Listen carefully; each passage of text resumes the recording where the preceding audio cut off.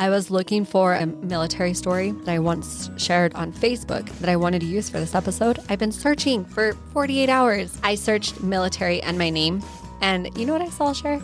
Oh, I'm so afraid of what you saw. No, it's good. Post after post praising my brothers, because I have 3 brothers who serve in the military. That is awesome. It was a shout out to Levi, shout out to Duggan, shout out to Sam. So I always think about them, any military event. But then I was like, and shout out to Grady. He's been sober for a bit. And then shout out to me, just because. I was the only girl in that family, so good job to me. I remembered a time when my dad shared how grateful he was for his children, but he only shared 3 out of 5 of us as the military boys. And so I cropped myself and Grady. So I put his not sober face in the picture with me flying through the sky, and then I shared it in the comments, and my dad never replied to it, but my brothers all laughed.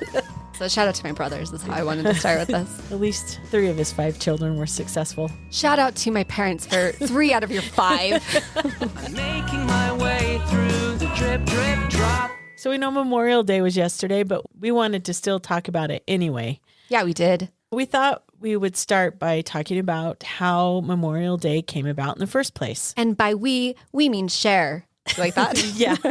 I thought you were in charge of it, Cydni. I did watch a whole documentary, 4 minutes. I liked it. Did I remember anything? I don't know. Well, did you know that Memorial Day actually originated right after the Civil War, but it was called Decoration Day, and it was to honor the fallen Union soldiers. President Grant really supported this, but it was organized by General John A. Logan, who was a Union general, and Grant presided over the first major national observance at Arlington Cemetery, and a lot of people attended, but it wasn't a federal holiday yet, but it continued to be a way to honor the Union soldiers after the Civil War. Okay, I'm listening to you, Sher, but I just suddenly remembered your prayer before we got started. You were like, please bless there could be calm energy. And now I just suddenly felt very offended. I think that was personal. That's what I had to share. I just wanted you to stop jumping up and down. That's all I wanted. Anyway, I did want to say one thing from the video that I watched. What my takeaway was is that before it becomes a holiday, a lot of people didn't want to unite because they were on different sides of wars and they didn't agree. So they didn't want to honor the fallen men on the opposite side. And it wasn't until I think I said World War II to you, and you said, I think it's World War I. And I never looked it up to find out. But for those who are listening, they could look it up. But I'm pretty sure it is World War I brought people together, and then they united on the holiday. I was a little worried you wouldn't look it up. So yeah, it is. After World War I, it expanded to honor all military personnel who died in service. You just took away that responsibility to those who are listening, but that's okay. Well, you're welcome, everyone. But it wasn't declared an official holiday and named Memorial Day until 1971. And this was done by President Nixon. He's the one who moved it just to be consistently the last Monday in May. And that way, federal employees could always have a 3-day holiday. Well, so there's that. Ben and I almost got married on Memorial Day, or we did. I don't remember. Did we? Monday. We'll get back to this later. That was really a good story, Cydni. But, you know, something I learned from this is my parents always called Memorial Day Decoration Day, and I never knew why. And now I know why. It's because that was the name of it until pretty much 1971, which my parents were well into their adult years by that time. So to them, it was always Decoration Day. I loved learning that. I did not know until we've talked about this. Now, just one more little side note. We don't want to be confused with Veterans Day. So Memorial Day is about honoring the dead, and especially those who died in the service of our country. I then promptly chose people that none of them died in service of the country, but they served the country. So I kind of blew that one a little bit. That's okay. I honestly thought maybe that's why I couldn't find the story, because the one I really wanted to share that I love, he lives as well. And I thought, well, maybe it's because it doesn't go with it. But you just powered through. I did. I just powered through. I was just like, whatever. I like the story, so I'm going to tell him. I support that. The one I have, I only have one. How many did I say I was going to have? You said you were going to do at least 2, and she did 1. But it's accurate because my soldier dies. So you did one on topic. I did 3 off topic. And that didn't sound nice, but I mean it nice. I'm going to go ahead and start. And I want to talk about my Uncle Kenneth. My Uncle Kenneth served in the Korean War or the Korean conflict. He was one of the only survivors that was caught behind enemy lines. He was shot in the foot, but he carried his commanding officer out to safety. He ran for miles with this man over his shoulders. When he finally arrived back at his camp, he put the guy on the ground to get help from the medical personnel. And once they looked at him, they said, well, it's too late for him, but we can help you. And my uncle was like, I don't know what you're talking about. He had no idea that he had been shot in the foot, and he ran miles without even thinking about it. Now, I know this is a very short story, but there is a point to it. We never really knew about his bravery until after he died. We found out that my uncle had a Purple Heart and he had several awards, but nobody in the family knew about it because he never talked about it. He never talked about how he got all these awards and what he did to earn them. And I think there's a valuable lesson that we can learn here from this. I think it's important to serve for the right reasons. He did it not for the applause. He did it because that was his duty. And to me, that really is what heroism is all about, is it's just quiet and you do it not for the ego. But I will say, at least please write it down so your family knows the whole story after the fact, because I don't even know if I got the story right because I just heard bits and pieces from like my mom. My brother found an article. I'm sure I messed it up somewhere, but that's the best I could do considering that we only know bits and pieces of the story. Maybe he wanted you to put a spin on it, make it sound flashier. I should have, right? I'll do that for the next episode. Well, if you're going to talk about a family member, I'm going to go ahead and add a second story. My first has not been shared, but now I have 2. Oh, you're just going to go for it right now. I am. Oh, good. And he's like your uncle. We didn't even know what he's been through, but I'll just say my little brother, Sam, he did receive a Distinguished Service Cross, and it's a very high award. And he did not tell us anything about it. But that boy was so brave, and he pulled people out of a suicide bombing situation. And I just wanted to do a shout out for him on that. He's a good man, but he also was the same. He didn't seek applause.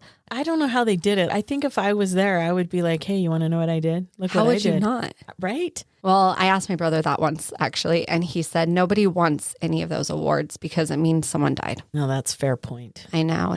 Let's talk about another hero to honor Memorial Day, and that is Virginia Hall. She was a spy during World War II, and her code name was the Limping Lady. I like that name. I like it too. It's like seductive, but persevering at the same time. Limping Lady is seductive. Oh my gosh, check out her limp. No? Too much information for me. All right, so she first started out as a spy for the British, but then she moved over to the American side. She was in the Office of Strategic Services. It was the forerunner of the CIA, and she operated in France after the Nazis had taken it over. The reason she is so amazing is because she got the code name Limping Lady because she had a wooden leg. And the reason she had this wooden leg, it was due to a hunting accident. And this obviously made her work a little bit more difficult because she did have a disability. But this is what her achievements were. She organized resistance networks. She coordinated sabotage operations against German forces. She helped downed Allied airmen and refugees escape. She trained resistance fighters in preparation for D-Day. And the Gestapo called her the most dangerous of all Allied spies. She was at the top of the most wanted list in France. But despite that, she just kept going and she continued on with her mission. After the war, she was awarded the Distinguished Service Cross, and it's one of the highest U.S. military honors. Is that what your brother got? That's what my brother got. She got the same thing. Look at that, Sam. Matchy. You're welcome. And then in 1945, when the CIA started, she joined that, and she became one of the very first female officers. And she worked for the CIA for over 15 years. She was primarily in Washington, D.C., but sometimes went overseas a little bit. When she retired, she lived on a farm in Maryland and just lived a quiet, private life. And nobody really knew about her because she was a spy. So no one really knew what she was up to or what she did or about her past. And it wasn't until after she died that she started getting more recognition.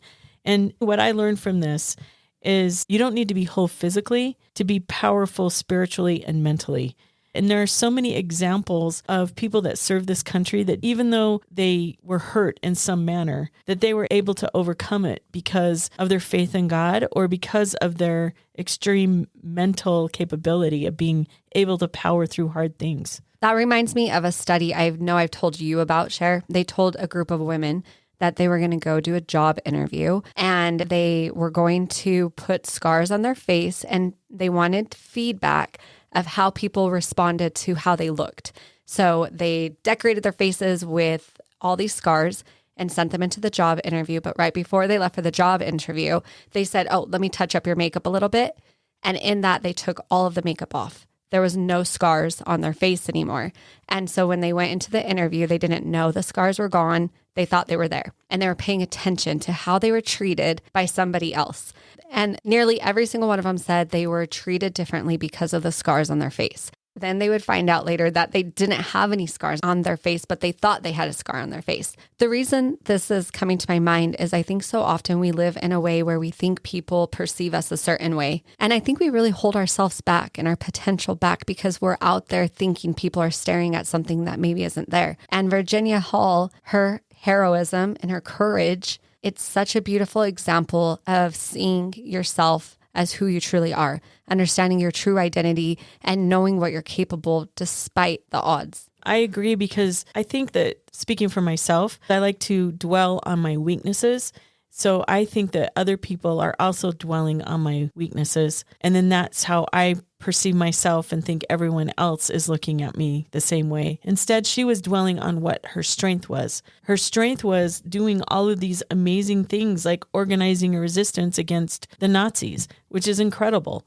That was her strength, and that is what she chose to dwell on. Right. And her example just shows that, like you're saying, she didn't dwell on what was wrong with her. She dwelled on a purpose, a God-driven purpose. And we have to have that for ourselves. We do focus so often on our weaknesses and think people see us for what's happened to us or how we look. But these people, they show us that everyone who's ever been a hero or someone great has always been an average person to start off with, but they see a bigger picture. She could have just dwelled on a limping leg her whole entire life, and she was rejected for having a disability. She could have been done, had a ticket out. Instead, she figured out a way to be all in. And I think that's such a beautiful example of courage and perseverance. It truly is. It's easier said than done, though. You know what I mean? Like we can talk about how, oh, we should, and you're right, we should, but easier said than done. I would agree, because what we focus on grows, and sadly, some of those things are such big mental blocks. They're near impossible to get through, but hopefully we learn from these people that you can and should and ought to. From my mother. From your mother. My story comes from President Reagan's memorial speech given in 1981. He first says this: "Peace is the highest aspiration of the American people. We will negotiate for it, sacrifice for it. We will not surrender for it now or ever. We are Americans." He then shares a story that I love so much. One, I loved it because the name is not familiar. The story is not familiar. And once again, going back to the idea that any one of us should and could and ought to do our part to serve, to be willing. And this story represents that message so well because this young man, Private Treptow, he was delivering a message between battalions in France when sadly he was killed. They recovered his body, and this young man had a diary in his pocket. He wrote, "America must win this war. Therefore, I will work. I will save. I will sacrifice. I will endure. I will fight cheerfully and do my utmost as if the issue of the whole struggle depended on me alone." I feel impacted by this story. I thought of how do I apply this to my everyday life, to my children, to the people I interact with, to my faith. And I thought, what if we all took on the idea that this whole struggle depended on me alone? How would we be different? How would we act different? How would we serve differently? Where would our urgency be? I recently read a motivational quote that said, if someone followed you for 7 days, would they think you were serious about your goals? And I answered that and said, no, they would not. They would be like, how are you surviving? But when I listen to his words, it's changed something in me from just going through a routine to an urgency in how I do the things that I am in control of. And I hope from this that we can also have the same urgency and the same determination that this young man had. And remember the words of Dr. Martin Luther King Jr. Even though we face difficulties of today and tomorrow, I still have a dream. It's a dream rooted in the American dream. I have a dream that one day this nation will rise up, live out the true meaning of its creed. We hold these truths to be self-evident that all men are created equal. As I have studied more of Dr. Martin Luther King, when he says equal, he means that we all must do our part to serve and work and put forth effort and do our portion to live as if the struggle depended on me. I love everything you just said. That, Cydni, I feel like a proud mom right now. You just made my old, crusty history teacher heart so happy. Thank you. I don't know if a teacher has ever said that to me before. So maybe my drama teacher. She said I did a good job once. Thanks for listening, Pam. It was right on. And please, it's so important to study our history and know where we came from so we can keep this train going. All right, I have one more story. Is it about me? Yeah, we've heard enough about you. Okay, this is about Elizabeth Van Loo. She was a wealthy Southern lady, and she was from Richmond, Virginia, which was the capital of the Confederacy at the time. But she was staunchly for the North. She was pro-Union. She operated a Union spy ring during the Civil War in the South. She helped escape Union prisoners, and she passed information to the Union Army. And she even planted one of her former slaves, Mary Bowser, so shout out to Mary Bowser for doing this, as a spy inside the Confederate White House. So the question I had when I was reading about her is, how did she pull this off? This is what I think is really cool. First of all, she played the part. So a lot of the residents in Richmond, they considered her really strange or mentally unstable, and they called her Crazy Bet, which helped deflect the suspicion that she was doing anything because they just thought she was some crazy lady. I love it. I'm laughing so hard right now. I think you could pull that off, Sid. I was just thinking, you know what I'm learning from Virginia and Elizabeth? Two spies. Listen, if your lady is going through your phone, it's in our DNA. It's true. We are spies. Yeah. And if we're acting a little bit crazy, it's in our DNA. We're heroes. We're just trying to keep the country free. That's all we're doing our part. I'm a That's it. little bit crazy. I could spy a little bit if I need to. I am from a long line of women who act this way too. Good connection there. All right. She also used really clever methods to communicate what she was learning. She used invisible ink, coded messages, and hiding places. She took eggs, hollowed it out, and put messages inside of the eggs before plastic eggs were a thing. Wow. This woman had it going on, right? Dude, she had so much fun with this, didn't she? She was like, this will not be simple. She was all in. And then she also used the soles of shoes and put messages inside of it to pass the information. I'm going to do this in my family from now on. I'm not talking to them through Instagram like I do my 15-year-old anymore. I'm going to leave messages in eggs and shoes. I think he'll really like that a lot. I think he'll see the messages. He's gonna that is love the that. downfall. I know when he's seen a message on text. I know. You can fold it a certain way. Oh, so yeah. once he opens it, then you know if he's read it or not, because he won't be able to fold it back. Good idea, because I'll definitely remember how I folded it. All right. Well, she also relied on, like I said earlier, her former enslaved servant, Mary Bowser. She was placed as a spy in the Confederate White House. She recognized that Mary Bowser had an exceptional memory, and because she was in the Confederate White House, then she had access to all this high-level information. You and I would not be able to do that based on the memory part. Yeah, I honestly don't remember what you just said right now. So I'm still thinking about the egg. Well, after the war, when the Union troops took over Richmond in 1865, General Ulysses S. Grant personally visited her to thank her for her service. She did all of these wonderful things for the North. The South, when they found out what she was really up to, they all hated her guts and they shunned her. And she lived the rest of her life really quietly, and she died in poverty in the year 1900. But what I learned from Elizabeth is this. This lady was willing to risk everything, her wealth, her safety, her high society life, to do the right thing. That to me is amazing. She gave everything up in order to help free the slaves. That is a remarkable woman who was willing to do that.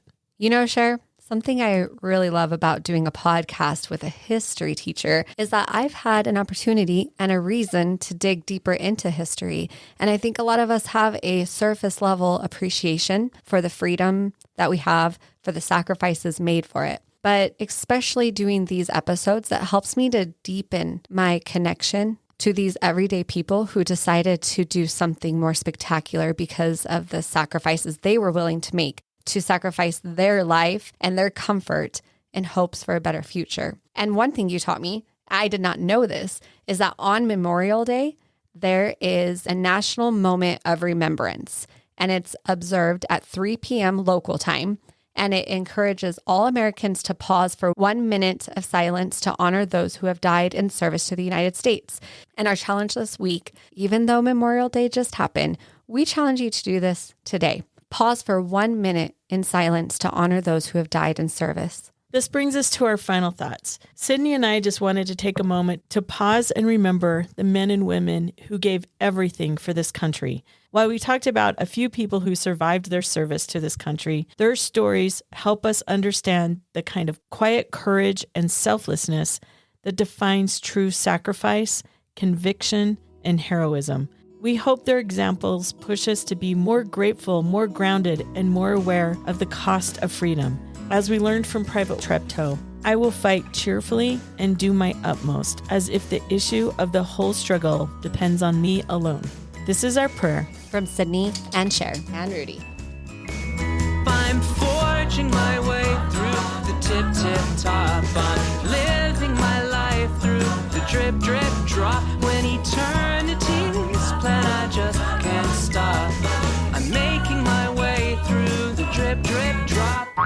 We know we have nothing together, Yeah, and we just keep I know. trucking along. That's right. You did want to be a truck driver. I did remember. want to be a truck This is driver. kind of like trucking along. I think he had the character and the bravery and the courage to do it because I dropped him off every day at school, and I embarrassed him so deeply that he just was not afraid of anything. So How did this come back to you? That's my question. I don't understand.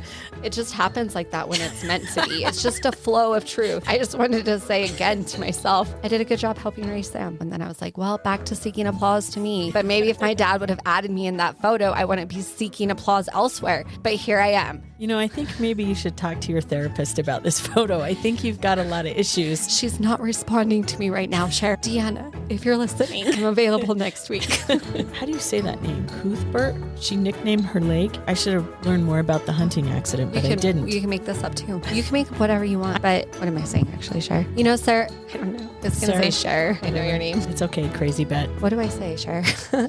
Now for our final thoughts. Cydni, and I mess up your name. Haha. Guess who didn't make a big deal out of it? Me. I didn't. I didn't make a big deal out of it. I'm not dramatic like you. Cher, I'm calm. Can I talk now? Have a great week.